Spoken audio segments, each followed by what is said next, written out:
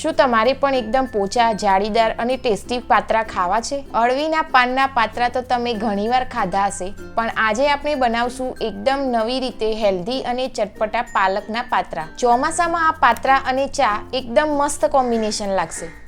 હરી રસોઈમાં તમારું સ્વાગત છે.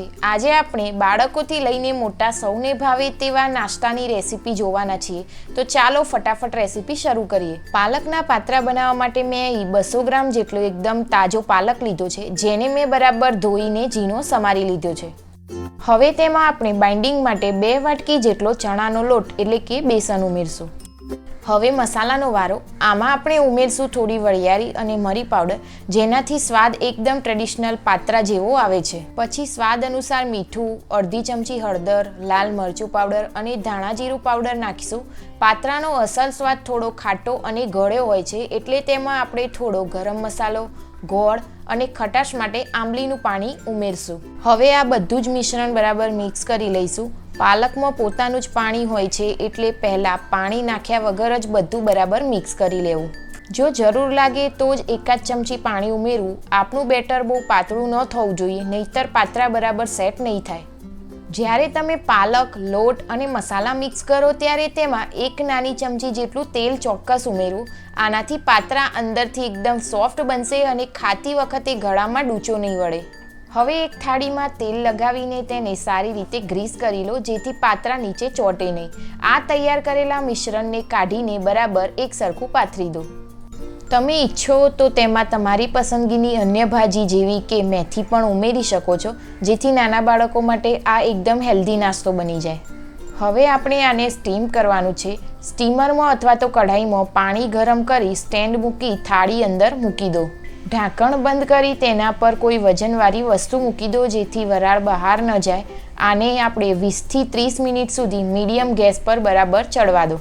પાત્રા જ્યારે સ્ટીમ થતા હોય ત્યારે વારંવાર સ્ટીમરનું ઢાંકણું ખોલીને ચેક ન કરવું. વારંવાર ઢાંકણું ખોલવાથી વરાળ બહાર નીકળી જાય છે, જેથી પાત્રા ચડવામાં વધુ સમય લાગશે અને તે કઠણ પણ થઈ શકે છે. 30 મિનિટ થઈ ગઈ છે.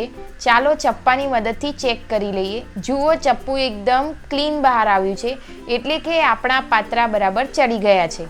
હવે પેનમાં 2 થી 3 ચમચી તેલ ગરમ કરો. તેલ ગરમ થાય એટલે તેમાં રાઈ નાખો. રાઈ સરસ ફૂટે એટલે તેમાં થોડી હિંગ અને સફેદ તલ ઉમેરો. તલનો ક્રંચ પાત્રામાં ખૂબ જ સરસ ટેસ્ટ લાવશે.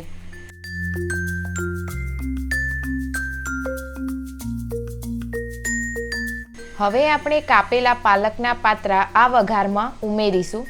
આને એકદમ હળવા હાથે મિક્સ કરો, જેથી આપણા પોચા પાત્રા તૂટી ન જાય.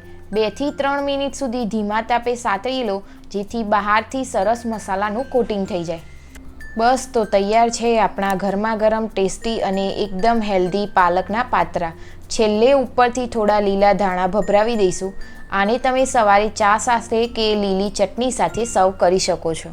જો તમારે મહેમાન આવવાના હોય તો તમે આ સ્ટીમ કરેલા એટલે કે વઘાર્યા વગરના પાત્રાને એરટાઇટ ડબ્બામાં ભરીને ફ્રીજમાં 2 થી 3 દિવસ સુધી સ્ટોર કરી શકો છો, અને પછી જ્યારે ખાવા હોય ત્યારે ફટાફટ ગરમા ગરમ વઘાર કરી લો.